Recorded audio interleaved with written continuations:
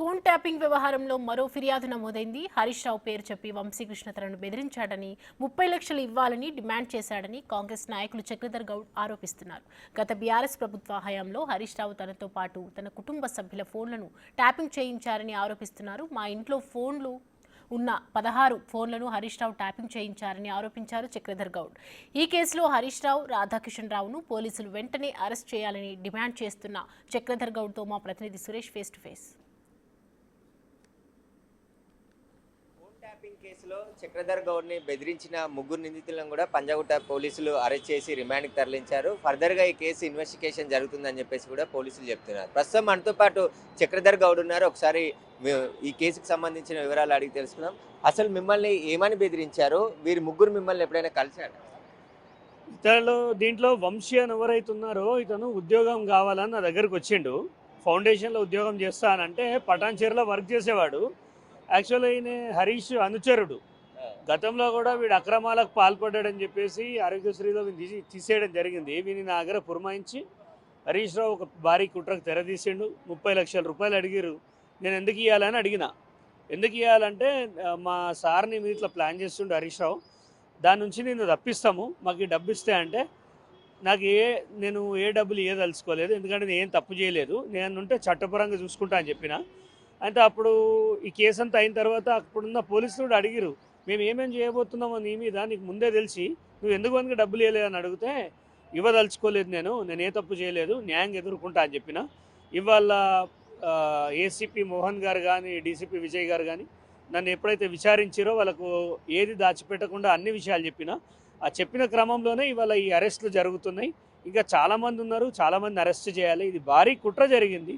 Fake SIM కార్డులు తీసుకున్నది వాళ్ళు, ఫేక్ థింగ్స్ చేసింది వాళ్ళు, ఎక్స్టార్షన్ చేసింది వాళ్ళు, అక్రమంగా నా మీద అత్యాచారం కేసు పెట్టిరండి. ఇప్పుడు సమాజంలో నేను తలెట్లెత్తుకోవాలని తిరగాలి, నా సమస్య కాదు. గత ప్రభుత్వంలో బీఆర్ఎస్ ఏం చేసిందంటే ఈ అత్యాచారం కేసులు, ఆడవాళ్ళని అడ్డు పెట్టుకొని బ్లాక్మెయిలింగ్ కేసులు, హనీ ట్రాపులు, ఇలాంటి విషయాలు చేసి రాజకీయ నాయకులు మాలా కష్టపడి కొట్లాడే వాళ్ళను లోబరుచుకునే ప్రయత్నం చేశారు.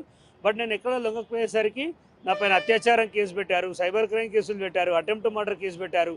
మమ్మల్ని బజార్కి లాగేసిండి హరీష్ రావు. సో మిమ్మల్ని చక్రధర్ గౌడ్ని ఎందుకు టార్గెట్ చేశారు? అందులో ఇంకా ఎవరెవరు ఉన్నారు అసలు? సార్ ఒకటి చెప్తా వినండి, నేను సిద్దిపేట జిల్లాలో చాలా బలమైన నాయకునని అందరూ అంటారు. ఎందుకంటే నేను గతంలో రాష్ట్రంలో ఎవ్వరూ ఇవ్వనట్టుగా 2022లో ₹1 కోటి ఒకటే రోజు ఇవ్వడం జరిగింది. దాదాపుగా రైతులకు 10 కోట్ల రూపాయలు ఖర్చు పెట్టినా నేను. సో దాన్ని బట్టి మీరు ఆలోచించాలి, హరీష్ రావు ఎక్కడ నొచ్చుకున్నాడో. రైతులకు నేను సేవ చేస్తుంటే ఆయన చూడడం తట్టుకోలేక ఇదంతా చేసిండని నేను. ముఖ్యంగా ఇప్పుడు వంశీతో పాటు మరొక ఇద్దరిని కూడా అరెస్ట్ చేశారు, వంశీకృష్ణతో పాటు. ఇంకా ఎవరెవరు ఉన్నారు? మిమ్మల్ని ఇంకా బెదిరించిన వాళ్ళు ఎవరైనా ఉన్నారా? ముఖ్యంగా హరీష్ రావు అనుచరులు కొంతమంది నన్ను చంపేస్తా అని చెప్పిర్రు. అక్కడున్న కౌన్సిలర్లు దానికి సంబంధించిన ఎవిడెన్సెస్ పోలీసు వాళ్ళకి ఇవ్వడం జరిగింది. ముఖ్యంగా హరీష్ రావు పిఏ ఉంటాడు ఒకడు, శేషు అని. హరీష్ రావు చేసే దుర్మార్గాలకు అన్నీ వాడే సాక్ష్యం. అసలు వాణ్ణి పట్టుకురావాలి, ఈ కేసులో వాణ్ణి పట్టుకొచ్చి వాడిని ఇంట్రాగేషన్ చేస్తే అసలు నిజాలు బయటపడతాయి. అసలు హరీష్ రావు దగ్గర ఒక బలమైన నేర చరిత్ర కలిగిన వ్యక్తులు ఉంటారు. సిద్దిపేటలో ఎవడైనా కొంచెం పోరాటం చేసినా, వేరే జెండా పట్టుకున్న యాక్టివిటీలు చేసినా వాళ్ళని అణిచివేయడంలో వీళ్ళు కీలక పాత్ర పోషిస్తారు. ఇదంతా హరీష్ రావు డైరెక్షన్లోనే జరుగుతుంది. మా ఇంట్లో 16 ఫోన్లు ట్యాప్ చేసిండంటే ఒక కామన్ మ్యాన్ని, నేను ఒక సమాజ సేవ చేసేవాడిని, నా 16 ఫోన్లు ట్యాప్ చేసిండంటే రాష్ట్రంలో పరిస్థితులు ఏందో మీరు ఊహించుకోవచ్చు. ఇంకా ఎట్లా తెలిసింది మీకు మీ ఫోన్ ట్యాపింగ్ జరిగిందని చెప్పి? నాకు 2023లో అంటే వాళ్ళ గవర్నమెంట్ ఉన్నప్పుడే నాకు మెయిల్ వచ్చింది. యాపిల్ మెయిల్ వస్తే నేనేమి ఇగ్నోర్ చేయలేదు. తర్వాత చూస్తే నాకు సంబంధించిన వ్యక్తులంతా నీ ఫోన్ ట్యాప్ అవుతుంది, నువ్వు మాతో మాట్లాడిన వెంటనే మాకు పోలీసుల నుంచి బెదిరింపు కాల్స్ వస్తున్నాయి.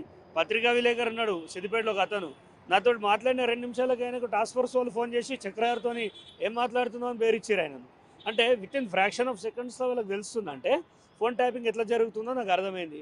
మా ఇంట్లో ఫోన్లు కూడా బీప్ సౌండ్ అవ్వడం, అబ్నార్మల్ సిచ్యువేషన్స్ వచ్చేసినాయి. నా ప్రతి మూమెంట్స్, నేను ఎలక్షన్స్కి బీఎస్పీ నుంచి కాంటెస్ట్ చేసిన, ప్రతి ఒక్కరు స్థిరాస్తి వ్యాపారి అని రాస్తారు. స్థిరాస్తి వ్యాపారి కాదు నేను బహుజన్ సమాజ్ పార్టీ నుంచి కంటెస్ట్ చేసి సిద్దిపేట నుంచి హరీష్ రావు పైన ఇక్కడ కాంగ్రెస్లోకి రావడం జరిగింది రేవంత్ రెడ్డి గారి కోసం. ఇప్పుడు ఇంకా మీరు ఏం డిమాండ్ చేస్తారు పోలీసులని? ఇప్పుడు నాకు ప్రాణహాని ఉందండి. ఉన్న విషయం ఏంటంటే ప్రాణహాని ఉంది. గవర్నమెంట్ సెక్యూరిటీ ఇస్తుందా, లేకపోతే పోలీస్ సెక్యూరిటీ ఇస్తుందా, లేకపోతే రేపు నా ప్రాణాలు పోయిన తర్వాత మీరు స్పందిస్తారా? ఏదో ఒకటి చేయాలి. ఇప్పుడు ఒక కాంగ్రెస్ పార్టీ లీడర్గా నేను అడగట్లేదు, ఒక కామన్ మ్యాన్గా అడుగుతున్నాను. ఇవాళ టెలిఫోన్ ట్యాపింగ్ అనేది రాష్ట్రాన్ని కుదిపేస్తున్న విషయం. దేశంలో ఒక చాలా పరిణామాల కారణం ఇది. వీళ్ళు ఎంతమంది ట్యాప్ చేసిరో తెలియదు. సో నాలంటే సెక్యూరిటీ ఇవ్వకుండా ఈ కేసులో A1 హరీష్ రావు, A2 రాధాకిషన్ రావుగా ఉన్నారు. వారు మీతో ఎప్పుడైనా డైరెక్ట్ మాట్లాడడం జరిగిందా? రాధాకిషన్ రావు లేదు. అట్లాంటి సందర్భాలు వచ్చినా నేను అవాయిడ్ చేసిన. నాకు చాలా సందర్భాలు వచ్చినాయి.